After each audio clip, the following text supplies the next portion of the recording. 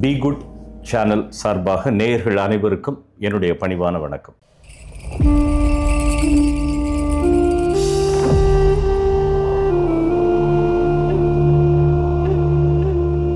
யாரை அடிக்கணும் அப்படின்னு வந்தீங்களோ அதே கலைஞர் ஐயா கையை பிடிச்சி ஏத்திருக்காரு. நான் அப்படி அன்னைக்கு நினைக்கல. எவ்வளவு பெரியவங்க அப்படிங்கிறது எனக்கு தெரியாது. முட்டாள்தனம்னு கூட சொல்லலாம். உயிர் நினைச்ச ஒருத்தரை நான் மேடையில பார்க்குறேன். அவர் வாழ்க்கையில் நடிக்க தெரியாத ஒரு நடிகர். அரசியலுக்கு வாங்க, நல்லா பேசுறீங்க அப்படின்னு இன்ட்ரெஸ்ட் இல்லை. கும்பிட்டாரு, நானும் கும்பிட்டேன். வண்டியில் ஏறி போயிட்டாரு. அடுத்த நாள் பார்த்தா எங்க வீட்டுக்கு புருஷவாக்கத்தில் ஒரே கலவரமாக இருக்குது. என்னென்னு கேட்டால் குகநாதன் கதை எழுதுவேன்னு சொன்னேன். சரி, எனக்கு ஒரு கதை கொண்டு வாங்கன்னு சொன்னார். அங்கே படிக்கும்போது ஜெயலலிதா, ஸ்ரீகாந்த், இந்த மாதிரி நாங்கள் ஒரு 15 பேர் அங்கே படித்தோம். இவர் எழுத முடியும் அப்படின்னு சொல்லி ஐடென்டிஃபை பண்ணதுனால தான் 340-50 படங்களுக்கு மேலே நீங்கள் எழுத முடிஞ்சது. அண்ணாவனுடைய அடையாள காட்டுதலுக்கு தன்னை தகுதியாக்கி கொண்டவர் எம்ஜிஆர். பல பேர் எம்ஜிஆர் பற்றி தவறான விஷயங்களை சொல்லுவாங்க. குறைபாடு இல்லாத மனிதனே இல்லை. அவர் ஷூட்டிங்கை கேன்சல் பண்ணிட்டு போயிடுவார். தன்னுடைய கட்சி, தன்னுடைய தலைவர் பொசசிவ்னஸ் கலைஞர் இருந்துச்சு. சத்துணவு கொடுக்கணும்னு நினைச்சார். 75 ஆண்டுகளா எந்த ஆட்சி நடந்ததுன்னா நான் கலைஞர் ஆட்சி, எம்ஜிஆர் ஆட்சின்னு சொல்ல மாட்டேன். அண்ணாவோட ஆட்சி தான் நடந்தது. இப்போ நீங்க சொல்லிட்டு இருக்கிற விஷயத்துல ஒரு சுவாரஸ்யமானது இருக்கு. நீங்க யாரை அடிக்கணும் அப்படின்னு வந்தீங்களோ அதே கலைஞர் ஐயா இந்த தம்பி கீழே இருக்கு, கொஞ்சம் மேலே ஏற்றிக்கணும், உங்கள் கையை பிடிச்சி ஏற்றிருக்காரு. ஸோ சிம்பாலிக்கலாக அந்த டைரக்ஷனில் சொல்லுவாங்க பாருங்க. அப்போவே தெரிஞ்சிருக்கு இவர் மேலே வருவார்ன்றது அவருக்கு தெரிஞ்சதுனால ஒரு தீர்க்க தரிசனமான ஒரு சம்பவம் அது. நான் அப்படி அன்னைக்கு நினைக்கல. ஆனா ஒரு விஷயம் என்ன நினைச்சேன்னா, இவர் பேச்சை முதல்ல கேட்டிருந்தா நான் அண்ணாவை தேடி போயிருக்க மாட்டேன். அந்த அளவுக்கு வேகமா இருந்துச்சு அவருடைய பேச்சு, வீரமா இருந்துச்சு. அந்த வயசுல நமக்கு வீரம் தான் பிடிக்கும். அதனால அந்த எம்ஜிஆர் சண்டை போட்டு ஜெயிக்கிறாருங்கிறது தான் நான் எம்ஜிஆருக்கு ஃபேன் ஆனதுக்கு காரணம். அதே மாதிரி கலைஞர் அன்னைக்கு பேசுனது கேட்டா அப்படி. ஆனா நீங்க சொன்னது எங்க உண்மையாச்சுன்னா, கடைசி காலம் வரைக்கும் கலைஞர் என்னை தூக்கி பிடிச்சார். அவர் மேடையில் அன்னைக்கு ஏற்றி விட்டது சிம்பாலிக்கா இருந்திருக்கலாம். நான் கேமரா வச்சிருந்தேன், போட்டோ எடுக்கிறதுக்கு கஷ்டப்படுறாங்கிறதுக்காக அவர் மேடையில் முதல் மேடை ஏற்றியவர் அவரு. தூக்கி விட்டவர் கடைசி வரைக்கும் அவர் தான் அதை செய்துட்டே இருந்தார். அதை நான் மறைக்க முடியாது. நான் பின்னாடி சொல்றேன். இப்போ எம்ஜிஆர் பத்தி. ஆமாங்க. அப்போ நான் அங்கே முடிச்சுட்டு அங்கே ஒரு நாள் தூரத்தில் இருந்து படத்தில் பார்த்த ஹீரோவை என்னுடைய உயிர் நினைச்ச ஒருத்தரை நான் மேடையில் பார்க்குறேன். பார்த்துட்டு இங்கே வந்தாச்சு, பஜபாஸ் காலேஜுக்கு வந்துட்டேன். வந்ததுக்கப்புறம் அவரை கூப்பிட்டு ஒரு மீட்டிங் நடத்துறது அப்படின்னு ஒரு முடிவு பண்ணுறோம். நான் எங்களுடைய அசோசியேஷனோட செக்ரட்டரியாக இருக்கேன், மாணவர் இதில். அப்போ அவரை கூப்பிட்டு பண்ணும்போது, அவரை பார்த்து பேசும்போது நான் மேடையில் அந்த வரவேற்புரை சொல்லும்போது, நடிக்க தெரியாத ஒரு நடிகருக்கு விழா எடுத்து கொண்டு இருக்கிறோம் அப்படி பேசுகிறேன். நான் அவரை பார்த்துக்கிட்டு தான் பேசுகிறேன்.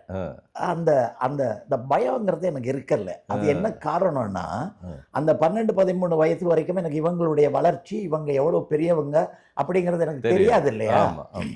அதனால் என்ன மாதிரி அவங்களும் அப்படித்தான் மற்றவங்களை நினைக்க தோணும். அந்த வயசுல அப்படித்தான் எனக்கு தோணும். கல்லூரி வந்த பிறகும் அப்படி எப்படி இருந்திருப்பீங்க? எனக்கு அங்கே இருந்த முரட்டுத்தனம், அந்த முட்டாள்தனம்னு கூட சொல்லலாம். அப்படி ஒரு முட்டாள்தனமான முரட்டுத்தனம். அதனால நான் அப்படி பேசுறேன். அது என்ன பேசுறேங்கிறத நீங்க அடுத்ததை தான் சொல்லணும். நடிக்க தெரியாத நடிகர், அம்மா செத்து போனா துண்டை வாயில வச்சுட்டு முகத்தை திருப்பிக்குவாரு, கேமராவை பார்த்துட்டு நடிக்க மாட்டார், அப்படியெல்லாம் பண்ண அவரு. ஆனால் அவர் வாழ்க்கையில் நடிக்க தெரியாத ஒரு நடிகர். அதனால தான் அவர் ரிக்ஷா தொழிலாளர்கள் தார் ரோட்டில் கை ரிக்ஷா இழுத்துட்டு போகும்போது செருப்பு இல்லைன்னா தார் சுடுங்கிறதுக்காக செருப்பு வாங்கி கொடுத்தாரு. மழையில் அவங்க நனையக்கூடாதுங்கிறதுக்காக ரெயின் கோட் வாங்கி கொடுத்தாரு. டி நகரில் குடிசைகள் எரிஞ்ச போது அங்கே நன்கொடை கொடுத்து அந்த குடிசை வாசிகளுக்கெல்லாம் வாழ்வு கொடுத்தாரு, பணம் கொடுத்தாரு.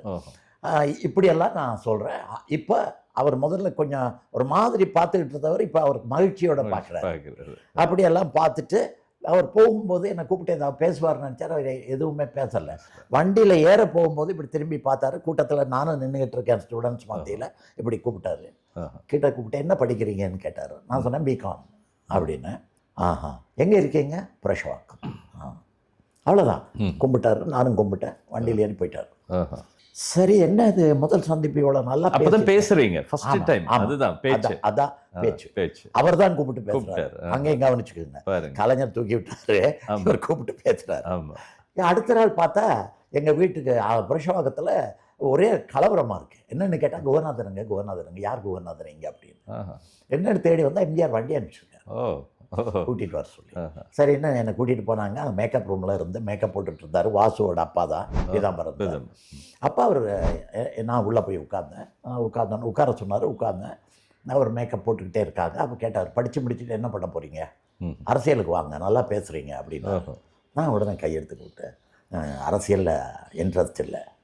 அப்போ என்ன தான் செய்யணும்னு ஆசைப்பட்றீங்க? எனக்கு நடிக்கணும்னு ஆசை. ஆனால் அவரை பார்த்தா, இதை நான் பல இடத்துல சொல்லியிருக்கேன், மேடையிலும் ஜொலிச்சாரு, இங்கே பார்த்தா அப்படி தங்கம். அப்படி இவர்கிட்ட போய் சொன்னால் நம்ம கருப்பாக இப்படி ஒரு மாதிரி இருக்கமே, என்ன சொல்லுவாரோன்னு பயத்தில் நான் கதை எழுதுவேன்னு சொன்னேன். சரி, எனக்கு அவர் கதை கொண்டு வாங்கன்னு சொன்னார். அதுக்கப்புறம் அவரோட ஏற்பட்ட பழக்கங்கள், நான் கொண்டு போய் கொடுத்த கதை, அது நல்லா இருந்துச்சு. ஆனால் இது எம்ஜிஆருக்கான கதையான்னு கேட்டார். ஏன்னா அதில் லேடிஸ் இம்பார்ட்டன்ஸ் ஜாஸ்தி இருக்கும், பார்வதின்னு டைட்டில் அதுக்கு. இப்போ அவர் சொன்னார், எனக்காக ஒரு கதை பண்ணி கொண்டாங்கன்னு. அதுக்கப்புறம் கொஞ்ச நாள் கஷ்டப்பட்டு இது பண்ணி ஒரு லைனை பிடிச்சி, அப்போ டைரக்டர்கிட்ட ஒரு டைரக்டர்கிட்ட அறிமுகப்படுத்தி விட்டார். டைரக்டர் யாருன்னா எங்கள் வீட்டு பிள்ளை தாப்பி சாணக்கியா. அவர் அங்கே வந்திருந்தார், என்னை ஒப்படைச்சார். உனக்கு சினிமா கற்றுக்கட்டும், கொஞ்சம் நாளைக்கு உங்கள் கூட இருக்கட்டும், நீங்கள் ஷூட்டிங் போகும்போதெல்லாம் கூட்டிகிட்டு போய் சினிமா என்னன்னு தெரிஞ்சுக்கட்டும், அதுக்கப்புறம் நான் அவருக்கு ஒரு வாய்ப்பு கொடுப்பேன் அப்படின்னு சொல்கிறாரு.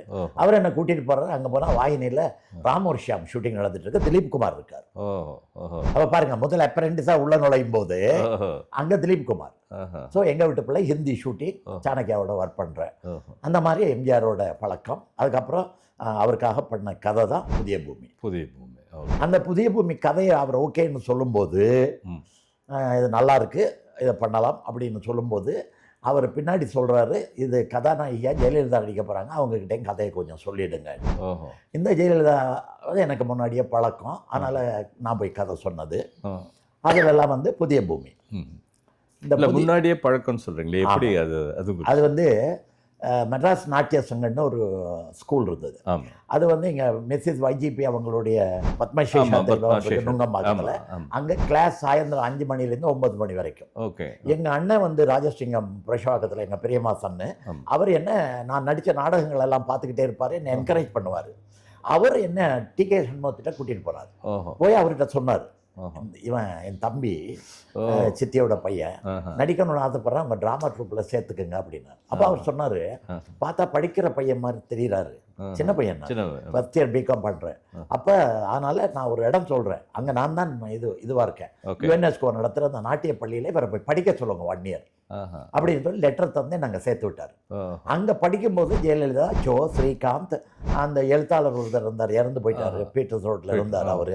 இந்த மாதிரி நாங்கள் ஒரு 15 பேர் அங்கே படித்தோம். அப்போ பழக்கம், நிறைய நாடகங்கள் அப்பெல்லாம் நடித்தேன், அதில் நல்ல பழக்கம். ஸோ இந்த புதிய பூமிக்கு கதை சொல்லும் போது அவங்க கேரக்டரை டெவலப் பண்ணி சொன்னேன். நான் தாண்டி காத்திங்கிற சாங் முதல்ல இருக்கல, நான் இவங்களோட இன்ட்ரடக்ஷனுக்கு அந்த சாங்கை சொல்லி அப்படியெல்லாம் பண்ணி சொன்னேன். அது எம்ஜிஆர் வரவேற்றாரு, அந்த அம்மாவும் பாராட்டினாங்க.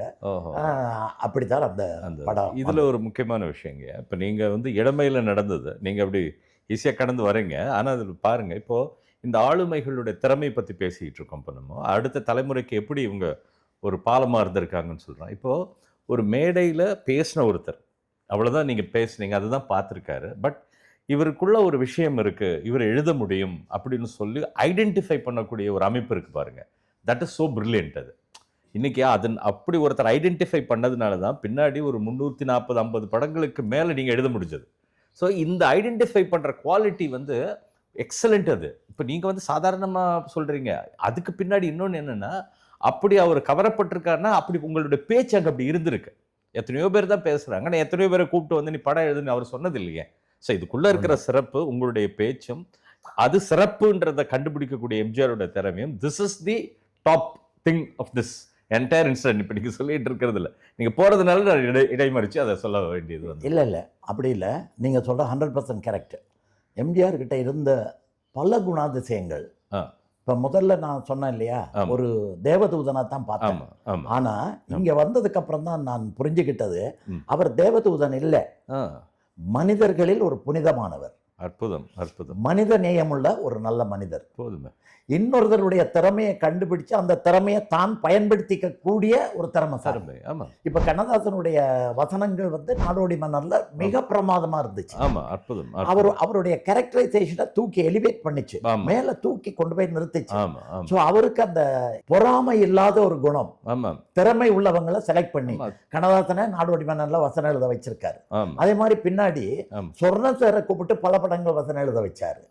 சொர்ணம் சார் கலைஞருக்கு ரொம்ப நெருங்கிய உறவு, ஆனாலும் எம்ஜிஆர் கூப்பிட்டு எழுத வச்சாரு.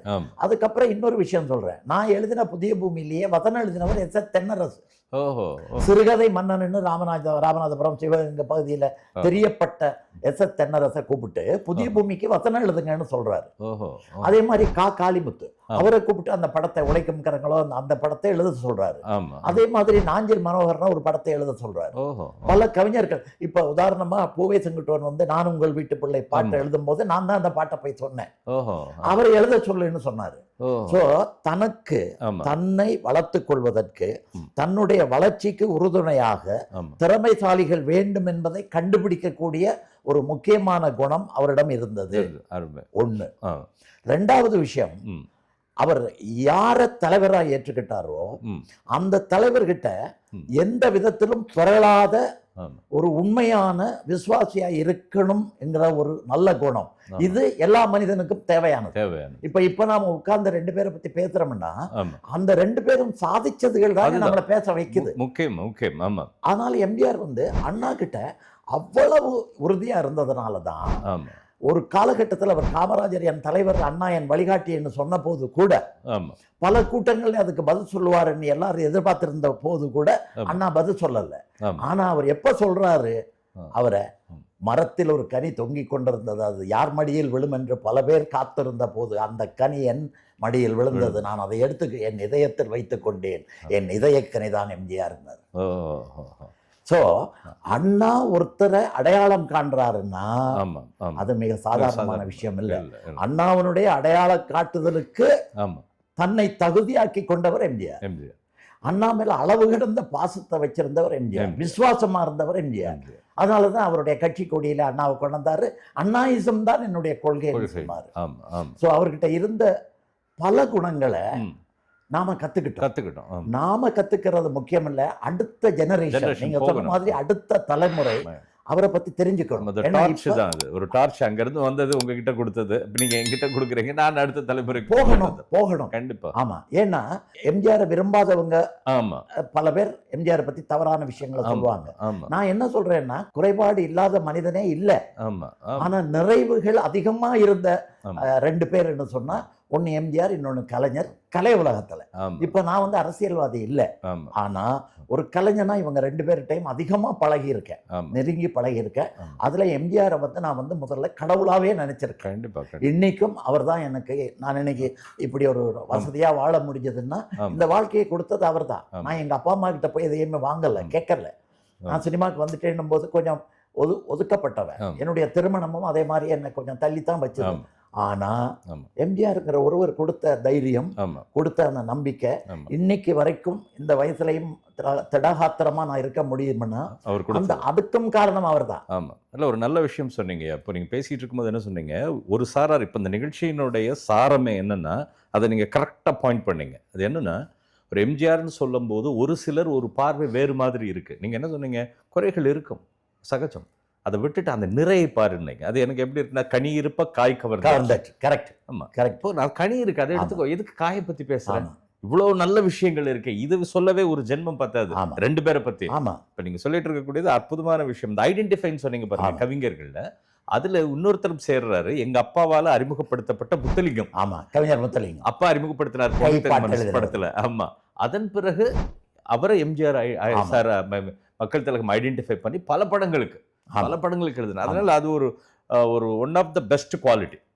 ஸோ அதன் பிறகு எப்படி என்னென்ன பார்த்தீங்க நீங்க எம்ஜிஆர் கிட்ட, உங்களுக்கு தனிப்பட்ட முறை? இப்போ மற்றதெல்லாம் கேள்வியில ஒவ்வொருத்தர் நாங்கள் இப்படி பார்த்தோம் இப்படி கேட்டோன்றது, நீங்க நேரடி தொடர்பா இருக்கிறதுனால the good qualities that excelling வாங்க ஒரு படி மேல இருப்பாங்க. அது என்னென்ன எப்படி உங்களுக்கு? அதாவது ஒரு சாதாரண மனிதனுக்கு இருக்கக்கூடிய குணங்கள் என்னென்னவோ அந்த குணங்கள் எல்லா குணங்களிலும் அவர் அதிகமான ஒரு ஒரு வளர்ச்சியை வச்சிருந்தார். இப்போ உதாரணமா எல்லாரும் சாப்பிட்டுட்டு இருக்கும்போது நீங்க பார்த்தீங்கன்னா ஷூட்டிங்கில் இவர் ரூமில் தான் சாப்பிடணும். ஆனால் திடீர்னு வந்து ஒர்க்கர்ஸோட உட்கார்ந்து சாப்பிடுவார். அப்படி சாப்பிடும்போது தனக்கு வர்ற ஃபுட்டுக்கும் இங்கே கொடுக்கப்படுற ஃபுட்டுக்கும் வித்தியாசம் இருந்ததா இருந்தால் அவர் ஷூட்டிங்கை கேன்சல் பண்ணிட்டு போயிடுவார். அடுத்த நாள் அதே சாப்பாடு அவங்களுக்கு போடப்பட்டால் தான் ஷூட்டிங்குக்கு வருவார். அதே மாதிரி ஊட்டியில் ஷூட் பண்ணிட்டு இருக்கும்போது எல்லாரும் குளிரில் நடுக்கிட்டு இருப்பாங்க. அப்போ அவர் என்ன பண்ணுவாருன்னா யாருக்குமே தெரியாது, இவர்கிட்ட இருக்கிறவங்க போகிறது வர்றது கூட தெரியாது. அடுத்த நாள் பார்த்தீங்கன்னா ஷூ, ஸ்வெட்டர், மஃப்ளர், கேப்பு எல்லாரும் போட்டிருப்பாங்க. அது முதல் நாள் ராத்திரியே கடையை திறக்க வச்சு அதை வாங்கி கொண்டாந்து எல்லாருக்கும் கொடுத்து பண்ணுவார். ஸோ சின்ன வயசுல நான் படித்தது, அவர் வந்து வறுமையில் கஷ்டப்பட்டிருக்காரு. அந்த கஷ்டப்பட்ட வறுமையை தான் கண்ணால் பார்க்கும்போது மற்றவங்க படக்கூடாதுன்னு நினைக்கிற ஒரு தெய்வ குணம் அவர்கிட்ட இருந்துச்சு. அப்போ அப்படி இருந்தா இவர் அப்படின்னு கேட்டா, நான் அந்த காலத்துல இருந்தே இவர்கிட்டையும் பழகிட்டு வர்றேன். எஸ்எஸ் தென்னரசு வந்து எப்பவும் போகும்போது நான் கோபாலபுரம் கூட்டிட்டு போவார். அப்புறம் இவரை பார்க்கும்போதெல்லாம் எனக்கு ஒரு பாதி எம்ஜிஆர் நினைவு இவரை பார்க்கும்போது வரும். என்ன காரணம்னா இவருக்கும் ஒரு அருமையான குணம் இருந்துச்சு. என்னன்னா அந்த எம்ஜிஆர்கிட்ட இருந்த ஒரு குணம் சமநோக்கு பார்வை. அது யாரா இருந்தாலும் நீங்க போனாலும் ஒரே மாதிரி தான் நடத்துவாரு. நம்ம இங்க வேலை செய்துட்டு இருக்கிற ஒரு லைட்மேன் போனாலும் ஒரே மாதிரி தான் நடத்துவாரு. முதலமைச்சர் வந்தாலும் ஒரே மாதிரி தான் நடத்துவாரு. ஆமா, அந்த சமநோக்கு பார்வை அவர்கிட்ட இருந்துச்சு. ஆனா கலைஞர்கிட்ட தன்னுடைய கட்சி, தன்னுடைய தலைவர், அந்த அந்த ஒரு பொசசிவ்னஸ் கலைஞர்கிட்ட இருந்துச்சு. இது வந்து அது நல்ல குணமா இது நல்ல குணமா என்கிட்ட கேட்டீங்கன்னா இதுவும் நல்ல குணம், அதுவும் நல்ல குணம். அர்ஜுனன் நல்லவனா கர்ணன் நல்லவனான்னு கேட்டா அதுக்கு விளக்கம் சொல்ல முடியாது சார். கர்ணன்கிட்ட இருந்த பல நல்ல குணங்கள் அதை நம்ம மறுக்க முடியாது. அர்ஜுனன்கிட்ட இருந்த பல நல்ல குணங்கள் அதை மறுக்க முடியாது. ஆனா ரெண்டு பேருமே தோற்கடிக்க முடியாத வீரர்கள். இங்க களத்துல பாத்தீங்கன்னா எம்ஜிஆரும் சரி கலைஞரும் சரி தோற்கடிக்கப்பட முடியாத உண்மையான தலைவர்கள். அதுக்கு என்ன காரணம்னா கடினமான உழைப்பு கலைஞர், கடினமான படிப்பு கலைஞர், கடினமான எழுத்து கலைஞர், கடினமான அந்த தொண்டர்களை அணைச்சு வச்சுக்கிட்டு அதை கொண்டு போறதுங்கிற அந்த ஒரு தலைமை பண்பு கலைஞர். எம்ஜிஆர் அப்படி இல்லை.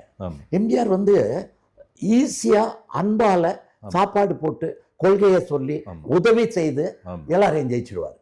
இவர் போட்டி போட்டு, ஆனா ரெண்டு பேரையுமே யாராலும் தோற்கடிக்க முடியல. இவர் இருந்த வரைக்கும் வேற தோற்கடிக்க முடியல, அவர் இருந்த வரைக்கும் அவரை தோற்கடிக்க முடியல. இதுதானே உண்மை. அப்ப இடையில யாராவது சொல்லுவாங்க, ஏன் ஜெயலலிதா தோற்கடிக்கலையான்னு கேட்பாங்க.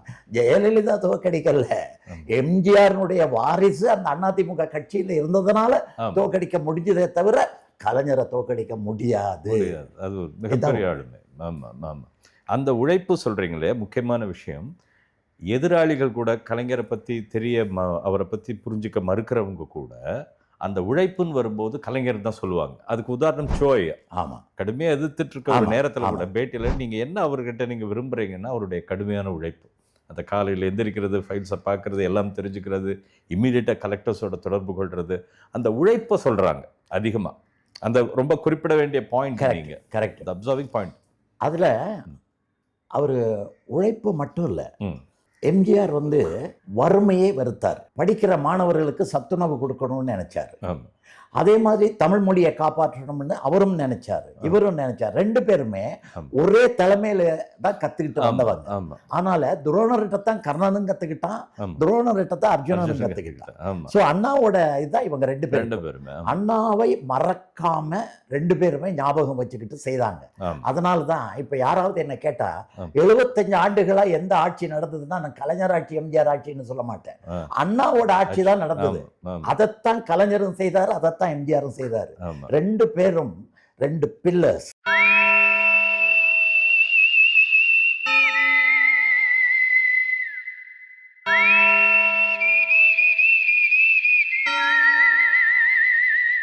இந்த பி குட் சேனலில் நல்ல விஷயம்ன்றதுனால நீங்கள் எல்லாருக்கும் போய் சேர்ற மாதிரி நல்ல எல்லாருக்கும் ஷேர் பண்ணணும்னு உங்களை பணியும்பா கேட்டுக்கொள்கின்றேன்.